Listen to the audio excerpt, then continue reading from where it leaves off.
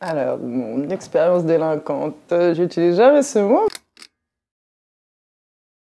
C'est vrai que l'institution l'utilise, n'est-ce pas?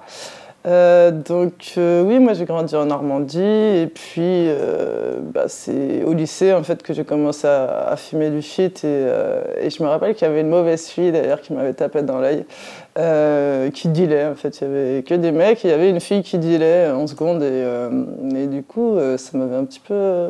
je me suis dit ah ouais pourquoi pas moi aussi, je sais pas, ça m'a fasciné, attiré.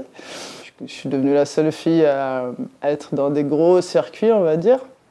Et moi, je me suis fait arrêter pour des centaines de kilos. En fait, pour moi, c'était pas conscient, mais il y avait quand même ce truc de...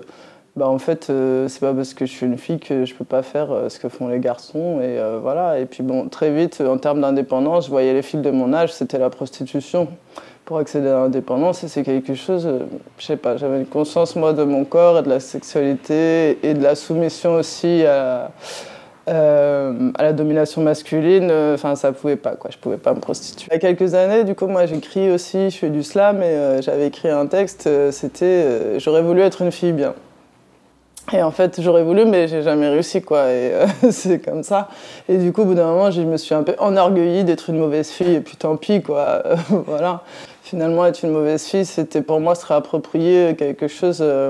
Une part de l'être humain qu'on interdit aux filles, quoi, que ce soit le courage, que ce soit le risque, justement, l'indépendance, la liberté. Ce qui est un peu paradoxal, si tu veux, dans ma vie, c'est que moi j'ai pris conscience un peu du dressage du corps des filles et des femmes en prison. Parce que dans cette non-mixité que je vivais, on a pu exprimer plein de choses et je m'apercevais qu'on avait plein de choses en commun, en fait. Alors que le patriarcat, du coup, moi, m'avait fait plutôt fréquenter à l'adolescence plutôt des mecs parce qu'ils étaient plus libres et parce que les intérêts que j'avais étaient plus proches de ceux des garçons à cet âge-là. Donc je m'étais un peu éloignée des femmes et des filles que je comprenais pas. Justement, je comprenais pas la soumission, je comprenais pas plein de choses en fait. Et ce que je pense et ce que j'essaye de partager, c'est que il y a quand même un prix à payer pour la liberté et que ça peut être la prison et c'est pas grave. Enfin, moi, je préfère avoir fait 2 ans de prison que d'être enfermée dans un rôle de femme toute ma vie, quoi, en fin de compte. Moi, j'ai choisi de combattre le sexisme, le racisme et l'homophobie dans mon travail. Par exemple, cette année, j'ai pris un CE1, donc des enfants de 7 ans. C'est assez flagrant, si tu veux, dès que tu essayes de traiter les filles et les garçons de façon égalitaire, les garçons vont se sentir lésés. Parce qu'ils sont habitués à avoir une autre place que celle-ci. C'est des choses qu'il faut observer minutieusement pour les déconstruire, parce que sinon c'est tellement intériorisé que voilà. Et quand j'en ai essayé, parce que ça suffit pas de déconstruire ses propres pratiques, mais c'est aussi d'essayer d'enrôler l'équipe où j'étais.